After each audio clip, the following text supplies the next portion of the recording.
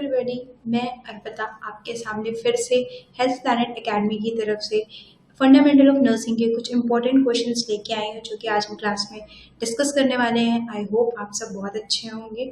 सो बिना किसी देर के हम स्टार्ट करते हैं आज की अपनी क्लास जो कि फंडामेंटल ऑफ नर्सिंग के MCQs है। सो पहला क्वेश्चन है, most effective way to prevent bed sore is to bed ridden patients. Question में क्या पूछा हुआ है कि व्हाट आर, इसमें जो ऑप्शंस दिए हैं इसमें से कौन सा द मोस्ट इफेक्टिव वे है कि जो पेशेंट है, अगर कोई पेशेंट बेड रिडन है, if a patient is bed ridden, suppose हमारा ये पेशेंट है, ठीक है, ये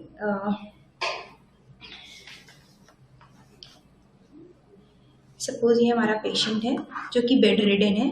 ओके, ये एक बेड के ऊपर लेटा हुआ है, ठीक है, अभी वो एक ही पोजीशन में लेटा हुआ है। तो सबसे मोस्ट इफेक्टिव वे क्या है इन चार ऑप्शंस में से पेशेंट को कि उसको बेड सोर ना हो। अब बेड सोर क्या होता है? किसी भी पोजीशन में कंटिन्यूअसली लाई करना, कंटिन्यूअस लाई डाउन करना किसी भी पोजीशन पे, हम उसकी वजह से क्या होता है, बेड सोर हो जाता है। बेड सोर एक तरह के अल्सर फॉर्मेशन, जैसे कि बेड अल्सर, ठीक है, बेड सोर कहते हैं उसे, या फिर बेड अल्सर कहते हैं उसे, ठीक है, जब घाव हो जाते हैं पेशेंट की बॉडीज में बिकॉज ऑफ एक कंटिन्यूअस पोजीशन में लेटे रहने के कारण। तो अभी ऑप्शन है, फर्स्ट है to early change the position, daily bath, avoid moisture, maintain good nutrition status. तो अभी अगर हम पहला ऑप्शन देखते हैं, मेंटेन गुड न्यूट्रिशन, तो खाने पीने से सोर्स का कोई रिलेशन है नहीं। जब अगर सोर हो गया है और उसके बाद उसको हील अप करना है तो हमें उसके लिए विटामिन देने पड़ेंगे, विटामिन और मिनरल्स देने पड़ेंगे जिसकी वजह से वो जल्दी से हील करे वो जो सोर है, ठीक है, जो वुंड हुआ है वो जल्दी हील करे, उसके लिए हम देने पड़ेंगे न्यूट्रिशन। तो ये इससे रिलेटेड नहीं है। Then avoid moisture, avoid moisture से भी इतना इफेक्ट नहीं पड़ने वाला है। अगर हम हमने इसमें पूछा है, ये चारों ऑप्शन सही हैं, बट क्वेश्चन क्या पूछा हुआ है, द मोस्ट इफेक्टिव वे। तो आपको क्या करना है, दो एकदम पर्टिकुलर आंसर है, इन चारों में से जो सबसे पहले हमें प्रेफरेंस देना है वो चूज करना है, ठीक है। तो अभी तो अवॉइड मॉइस्चर हाँ करना है, बट ये हम नेक्स्ट स्टेप रख सकते हैं, ठीक है। डेली बात करना पर्सनल हाइजीन के लिए, मेंटेन करने के लिए जरूरत है, ठीक है। टू आर्ली पोजीशन चेंज, तो पहला आंसर क्या है, टू आर्ली पोजीशन चेंज। तो हम पेशेंट को हर 2 आवर में उसकी पोजीशन चेंज करें। अगर वो सुपाइन पोजीशन में है, ठीक है, तो उसे प्रॉन पोजीशन देंगे, ठीक है, साइड लाइन पोजीशन देंगे। तो ऐसे करके हम उसे हर 2 आवर्ली पोजीशन उसकी चेंज करेंगे। तो इसका आंसर क्या हो गया, two hourly change the position of the patient who is on bed ridden, ठीक है। Then next, urinary bag of fossil catheterized patient needs to kept। जो यूरिनरी बैग होता है, ठीक है, जो फॉलिस लगाते हैं हम पेशेंट को, मींस कैथेटर लगाते हैं पेशेंट को, उसका जो यूरिनरी बैग होता है जिसमें सारा यूरिन जाके कलेक्ट होता है, उसको कहाँ रखना चाहिए, नीड टू केप्ट पूछा हुआ है, ठीक है। At the level of patient, मतलब पेशेंट के लेवल पे, ओके, मतलब सपोज फॉर एग्जाम्पल ये पेशेंट है, ठीक है, और वो बेड पे है, तो हमें बेड पे ही रखना है, मतलब जिस लेवल पे पेशेंट लेटा हुआ है उसके 80 डिग्री पे रखना है, 180 डिग्री पे, ठीक है। Then below the level of patient के अगर ये 180 डिग्री तो उसके नीचे रखना है, ठीक है। On the lap of patient के लैप पे मीन्स थाइस के पास रखना है। अब द लेवल ऑफ पेशेंट मतलब इसके ऊपर रखना है, ठीक है, ऐसे इस एंगल पे रखना है, या तो इसके नीचे वाले एंगल पे रखना है, या इसके ऊपर, या फिर लैप पेशेंट के लैप पे रखना है। तो जो यूरिनरी बैग होता है उसको हमेशा बेड के नीचे रखते हैं, मतलब पेशेंट के लेवल के नीचे। क्यों रखते हैं, बिकॉज ऑफ ग्रेविटी, ठीक है। ग्रेविटी जो है वो प्रमोट करता है, क्या प्रमोट करता है, जो यूरिन ड्रेन हो रहा है, ड्रेनेज ऑफ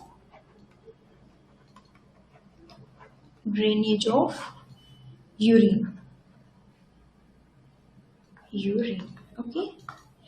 और above the level of patient can cause the back flow. अगर हम इसको अबव रखेंगे मतलब पेशेंट के ऊपर रखेंगे या ऊपर टाई करके रखेंगे, जो स्टैंड होता है उस पर टाई करेंगे या कुछ भी, अगर पेशेंट के जरा सा भी लेवल के अबव हो तो क्या कर सकता है, वो बैक फ्लो कर सकता है। ठीक है, बैक फ्लो से अवॉइड करने के लिए हमें ना ही पेशेंट के लेवल पे रखना है और ना ही पेशेंट के ऊपर रखना है, या मतलब पेशेंट के लेवल के ऊपर रखना है। ठीक है, तो हमेशा पेशेंट के लेवल के नीचे रखना है ताकि उससे ग्रेविटी से एक फ्लो बन सके और जो यूरिन है वो सही से पास हो सके। ऊपर क्या होगा, अगर बैक फ्लो बना तो क्या पेशेंट को कई सारे कॉम्प्लिकेशंस, इन्फेक्शंस हो सकते हैं।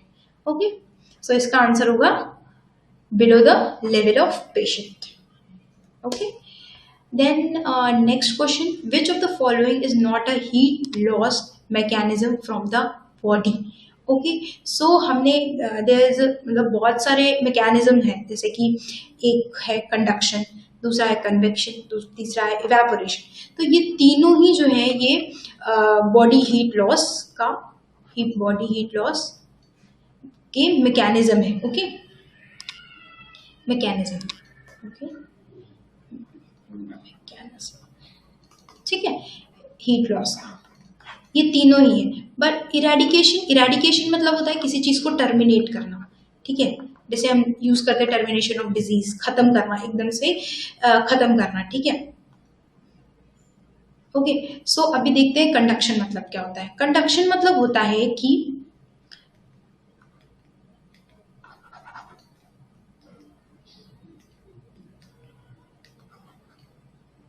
Okay, so meaning of conduction मतलब हीट जो पास हो रही है वो थ्रू किसी मटेरियल के थ्रू पास हो रही है। ठीक है, एक बॉडी से दूसरे बॉडी पे वो ट्रांसफर हो रही है, किसके थ्रू, किसी मटेरियल के थ्रू।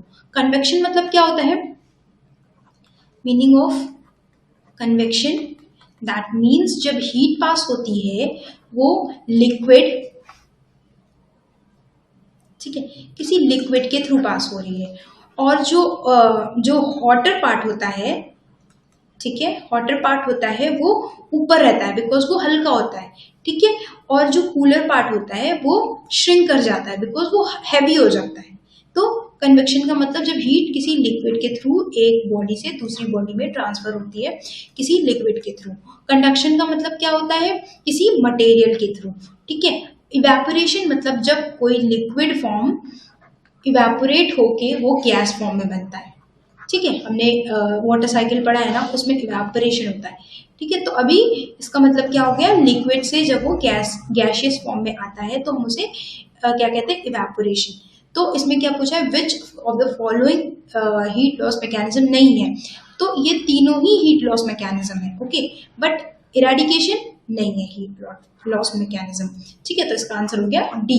तो हमारा जो हमें जो क्वेश्चंस मिलते हैं वो कभी भी बहुत एग्जैक्टली सीधे नहीं मिलते। ये जो नॉट है, ठीक है, द वर्ड नॉट,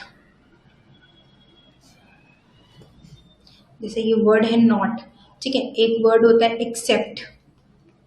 ठीक है, एक्सेप्ट जो होता है वो हमेशा आखिरी में किसी भी जब सेंटेंस खत्म होता है तो उसके आखिरी में लिख देते हैं, पूरा सेंटेंस लिखेंगे कि for example heat loss mechanism from the body from a material to material. ठीक है, और एक्सेप्ट, अभी एक्सेप्ट पूछ लिया है तो इसका मतलब है कि 4 ऑप्शन देंगे जो कि सही होंगे और उनमें से एक गलत होगा, तो हमें गलत वाले पे टिक करना है। सेम ये क्वेश्चन वैसा ही है।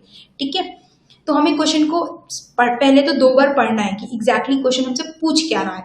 अगर उसने नॉट नहीं पूछा होता, ठीक है, तो ये तीनों ही आंसर हमारे सही होते। ठीक है, अब पर इसने नॉट पूछ लिया तो ये तीनों गलत है और ये 4th वाला सही है। ओके, सो नेक्स्ट क्वेश्चन है, best position given to unconscious client while performing oral care. अभी हम पेशेंट को ओरल केयर दे रहे हैं, ठीक है, वो अनकॉन्शियस है, उसे नहीं पता है कि वो ओरिएंटेड नहीं है टाइम प्लेस पर्सन को लेके। ठीक है, तो उससे जब ओरल केयर देंगे तो उस पेशेंट को कौन से पोजीशन पे रखेंगे। अभी हमने इससे पहले की क्लास में पढ़ा था टाइप्स ऑफ पोजीशन, जिसमें हमने डिफरेंट टाइप्स ऑफ पोजीशंस पढ़े थे। तो पहला पोजीशन था सुपाइन। सुपाइन मतलब पेशेंट सीधा लेटा हुआ है। सिटिंग मतलब बैठा हुआ है। ठीक है, साइड लाइन मतलब एक साइड उसका मुंह है, एक साइड उसकी पीठ है। ठीक है, फाउलर्स पोजीशन मतलब ये भी डिफरेंट टाइप्स के होते हैं जो कि 60 डिग्री पे आता है, 30 डिग्री पे आता है, ठीक है, 45 डिग्री पे आता है, तो फाउलर पोजीशन।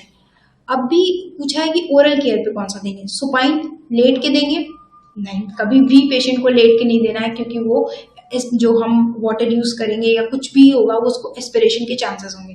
पेशेंट अनकॉन्शियस है, सिटिंग पोजीशन पे वो कंफर्टेबल नहीं होगा, ठीक है। पाउलस पोजीशन भी नहीं देंगे, ठीक है, क्योंकि उसमें भी एस्पिरेशन के चांसेस होंगे। बेस्ट पोजीशन कौन सी है, साइड लाइन। साइड लाइन में क्या होता है, पेशेंट साइड में लेटा होता है, तो उसको उसका जो वाटर है वो लंग्स में नहीं जाएगा, उसको एस्पिरेशन नहीं होगा। एस्पिरेशन मतलब पानी को अंदर की तरफ लंग्स में ले लेना, नहीं ले पाएगा, लेगा जब वो साइड लाइन पोजीशन में होगा, ठीक है। इसीलिए हम कहते हैं कभी भी लेट के, है ना, लेट के हमें कुछ भी नहीं खाना पीना चाहिए, क्योंकि हम तो कॉन्शियस है, हमें पता है, तो हम बैठ के उठ के खाना चाहिए। पेशेंट कॉन्शियस नहीं है तो वो बैठ नहीं सकता है ना, तो अभी उसको क्या करना है, साइड लाइन पोजिशन देना है। साइड लाइन हम आराम से पिल्लो लगाएंगे, एक साइड पिल्लो सारा लगा देंगे और फिर उसको साइड लाइन पोजिशन दे देंगे और इजिली उसको कुछ भी मतलब उसका अगर ओरल केयर करना है तो प्रॉपरली उसकी हम केयर कर सकते हैं, ठीक है। अभी next question, come to the next question, that is visual acuity can be assessed with, ठीक है। अभी हम इसमें ये क्वेश्चन भी हमने इस तरह से रिलेटेड एक क्वेश्चन पढ़ा था जब हम इससे पहले वाली क्लास में थे, ठीक है। तो विजुअल एक्यूरेटी पूछा हुआ है, तो ऑप्थेल्मोस्कोप क्या होता है, ये इंस्ट्रूमेंट है, ठीक है। स्नेनल चार्ट से क्या करते हैं हम, विजुअल एरिया देखते हैं कि पेशेंट की कितनी दूर देख सकता है, क्या ब्लर, कितने देर पे ब्लर आता है, ठीक है। फिर आता है एजिनोमीटर, ठीक है, गोनियोमीटर, गोनियोमीटर मतलब क्या होता है, ये एक तरह का इंस्ट्रूमेंट है जो कि जो कि मेजर किया जाता है किसी भी एंगल से किसी के अगर फेस को देखना होगा तो हम इसका यूज करते हैं, ठीक है।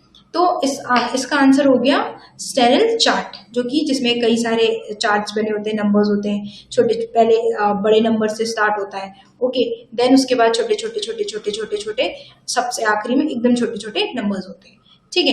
तो इसका आंसर हो गया sterile chart. Then next is brown crust form on the lips and the teeth is known as, ठीक है। ब्राउन ये सारे जो डिजीज, ये एक तरह के डिजीज कंडीशंस है, ओके। तो ये पूछा हुआ है स्किन डिजीज कंडीशंस है, ओके।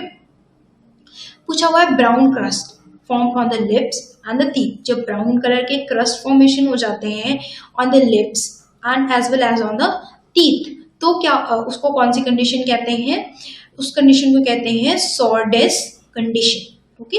सॉर्डेस को कहते हैं हम जब टीथ और लिप्स पे एक ब्राउन कलर का क्रस्ट हो जाता है। अब हेलीटोटिस किसे कहते हैं, जब बैड ऑर्डर आता है, bad odour from the mouth, okay. So these are the condition. Then next is cheilosis, ठीक है। ये किसको कहते हैं, जब cracks on the cracks on lips, ठीक है, जब लिप्स पे क्रैक्स होने लगते हैं तो उसे हम कहते हैं चिलियोसिस, मतलब या फिर जो माउथ के जो एंगल होते हैं, जो साइड वाला एंगल होता है या लिप्स पे जब क्रैक्स हो जाते हैं, ठीक है, तो उसे हम कहते हैं चिलियोसिस, ठीक है। Then highest level of, next question है highest level of need according to the Maslow's hierarchy. अभी एक मार्शलॉज हायरार्की, अब्राहम मार्शलॉ ने एक नीड दिया था, जो कि एक पिरामिड में उसने डिफाइन किया था, जिसमें कि 5 सेक्शंस थे, ठीक है, 1 2 3 4 एंड 5, ओके। सो ये प्राइमरी नीड होती है, ठीक है, फिजियोलॉजिकल या प्राइमरी नीड। इसमें आता है पेशेंट का सिक्योरिटी, ओके। देन आता है लव, ओके। देन आता है सेल्फ स्टीम, देन आता है सेल्फ एक्चुअलाइजेशन, ठीक है। अभी सबसे हाईएस्ट नीड कौन सी है यहाँ पे, सेल्फ एक्चुअलाइजेशन। प्राइमरी नीड क्या होती है, प्राइमरी नीड मतलब बेसिक नीड्स, किसी भी इंसान की बेसिक नीड को कहते हैं हम सेल्फ एक्चुअलाइजेशन, प्राइमरी नीड्स मतलब फिजियोलॉजिकल नीड्स, जैसे कि जिसमें वाटर, एयर और फूड, क्लोथिंग, ये सारी चीज़ें आती हैं। सिक्योरिटी में क्या होता है कि एक इंसान को प्रॉपर सिक्योरिटी और सेफ्टी महसूस होती है उस इस स्टेज पे जब। और हर स्टेज की खासियत ये बात है कि जब तक पहली इसके नीचे वाली स्टेज क्लियर नहीं होगी, मीन्स उसकी नीड फुलफिल नहीं होगी, तब तक वो कोई भी इंडिविजुअल उसके ऊपर वाली नीड पे नहीं जाएगा। जब तक इंसान की फूड की, वाटर की नीड नहीं पूरी होगी, तब तक वो सिक्योरिटी की तरफ नहीं देखेगा। तब तक जब उसको खाना मिलेगा तब वो सिक्योरिटी की तरफ देखेगा। अब जब उसको सिक्योरिटी प्रॉपर पता चलेगी कि हाँ मैं सेफ हूँ, अभी वो प्यार ढूंढेगा, लव एंड बिलोंगिंग्स ढूंढेगा। ठीक है, मेरे पास कौन कौन है जो मुझे अट्रैक्शन और प्यार और बिलोंग कर सकता है। ठीक है, जब वो केयर पूरी हो जाएगी तो अभी उसमें वो डिफरेंशिएट करेगा कि मेरी सेल्फ स्टीम है, मतलब मेरी कुछ सेल्फ रिस्पेक्ट है, उसके अकॉर्डिंग वो काम करेगा अपने सेल्फ रिस्पेक्ट को बनाने के लिए। और लास्ट स्टेज होती है जो कि सबसे हाईएस्ट स्टेज होती है, जहाँ पे बहुत ही रेयर लोग पहुंचते हैं, जैसे कि हमारे साधु संत है, ये सब पहुंचते हैं। वो है सेल्फ एक्चुअलाइजेशन। जब इंसान अपने आप को जान जाता है, उसे पता है ये दुनिया मोह माया है, उसको कुछ भी इनसे हासिल नहीं होने वाला है। ठीक है, तो वो स्टेज आती है सेल्फ एक्चुअलाइजेशन। तो अब्राहम मार्शलॉ ने क्या, कौन सा हाईएस्ट स्टेज है, वो है सेल्फ एक्चुअलाइजेशन। तो इसका आंसर होगा डी, सेल्फ एक्चुअलाइजेशन। ठीक है, अभी नेक्स्ट क्वेश्चन है, while wearing a gloves first glove need to wear in which hand. अभी हम जब हम ग्लव्स पहनते हैं, ठीक है, तो हम सबसे पहले कौन से, कोई भी हाथ में नहीं पहन सकते। इसकी एक टेक्निक होती है, डोमिनेटिंग हैंड मतलब जिससे हम लिखते हैं, नॉन डोमिनेटिंग मतलब जिससे हम नहीं लिखते। अब वो किसी का राइट होता है, किसी का लेफ्ट होता है, तो सबका अलग अलग dominating and non dominating hand होता है। ठीक है, अभी मेरा है राइट हैंड डोमिनेटिंग। तो पूछा हुआ है कि always in right hand, third fourth answer है ऑलवेज इन राइट हैंड, हमेशा राइट हैंड में पहनने नहीं। सबसे पहले हम ग्लव उठाते हैं, उसको खोलते हैं, और उसके जो कि इन्फेक्शन नहीं हो, उस पहले हम नॉन डोमिनेटिंग हाथ डालते हैं अपना, जो भी आपका नॉन डोमिनेटिंग हाथ होगा, चाहे राइट हो चाहे लेफ्ट हो, उसको हम इंसर्ट करेंगे। ठीक है, अभी हमने उसमें वेयर कर लिया। अभी उसी हाथ से हम जो टच नहीं पार्ट है, उस पार्ट को टच नहीं करना है, क्योंकि वो क्लीन ग्लव्स है, या क्लीन भी हो सकते हैं, सर्जिकल भी हो सकते हैं, उस हिसाब से हमको उसको पहनना है। फिर हम उसके बाद डोमिनेटिंग हाथ पहनेंगे। पहले हम नॉन डोमिनेटिंग पहनते हैं with the help of dominating hand, उसके बाद हम नॉन डोमिनेटिंग पहनते हैं, लेकिन जो सरफेस एरिया है वो टच नहीं होना चाहिए। ठीक है, सो इसका आंसर हो गया non dominating hand. Then next question, identify the technique use in physical examination. So ये इन तीन टेक्निक्स होती है, इंस्पेक्शन, ठीक है, palpation, then percussion and auscultation, ये टेक्निक्स होते हैं। ठीक है, इंस्पेक्शन में क्या करते हैं, हम पेशेंट से ऑब्जर्व करते हैं, मतलब देखते हैं। पाल्पेशन में क्या होता है कि पाल्पेशन में पाल्पेट करके देखते हैं, एंड परकशन में विद टैप करके देखते हैं। ओके, सो ये चारों ही जो ऑप्शंस हैं वो फिजिकल एग्जामिनेशन के लिए काम आते हैं, ये चारों ऑप्शन। एक और होता है अस्कल्टेशन, जिसमें हम यूज करते हैं स्थित का। ठीक है, अस्कल्टेशन में, तो इसका आंसर है D, all the aboves. Then next है adequacy of circulation, correlated circulation before radial nerve, one canalization is done with the help of dash test. हम एक टेस्ट होता है जिसमें कि हम कैनुलेशन करने, रेडियल नर्व मतलब क्या होता है कि इसका आंसर होगा एलन टेस्ट। एलन टेस्ट अभी क्या होता है, अभी हम समझेंगे। हम एबीजी टेस्ट करते हैं, ठीक है। पहले जब एबीजी टेस्ट करते हैं तो उसके लिए हम क्या करते हैं, एलन टेस्ट करते हैं। क्यों करते हैं एलन टेस्ट, क्योंकि हम रेडियल नर्व से चेक करते हैं उसके पहले हम कि उस वो ब्लॉक अगर हमने, क्योंकि हम इंसर्ट करेंगे उसके बाद उसे ब्लॉक करेंगे, ठीक है। तो अभी हमें टेस्ट करना है कि दूसरी नर्व हमारी है कि नहीं है, ठीक है। तो उसके लिए हम उसको ब्लॉक करते हैं। पहले हम इसको ब्लॉक करके देखेंगे, दोनों नर्व्स को ब्लॉक करेंगे, एक को खोलेंगे, वो देखेंगे रेडियल नर्व चल रही है, फिर अन्ना को देखेंगे वो चल रही है कि नहीं चल रही है, ठीक है। उसके बाद वो हम करेंगे एलन टेस्ट, उसके बाद हम उसका एबीजी करते हैं, ओके। एंड सो इसका आंसर होगा ए, एलन टेस्ट, ओके। सो ये एलन टेस्ट है। नेक्स्ट है वेबर और रेनिन टेस्ट। ये हम क्यों करते हैं, ये हियरिंग के लिए यूज होता है ये टेस्ट, ओके। देन आता है कोल टेस्ट। कोल टेस्ट क्यों करते हैं, ये टेस्ट होता है यूरिन टेस्ट के लिए, okay. This is for urine test, okay. So इसका आंसर होगा, हम रेडियल आर्टरी का टेस्ट क्यों करते हैं, एलन टेस्ट से। Okay, so this is all about today's class. Thank you for joining, and अगर कोई क्वेरी है आप कमेंट बॉक्स में उस क्वेश्चन को पूछ सकते हैं हमसे। और please like the video, share the video, comment on the video, कुछ भी क्वेरी है, नहीं है, अच्छी लगी, नहीं अच्छी लगी, जैसी भी लगी, एटलीस्ट कमेंट करके हमें मोटिवेट करिए, हमें बताइए, ताकि हम इसी तरह से और भी वीडियोस में के साथ हम आपके पास आ सकें। Thank you for joining, and subscribe our channel for more updates and notification like these videos.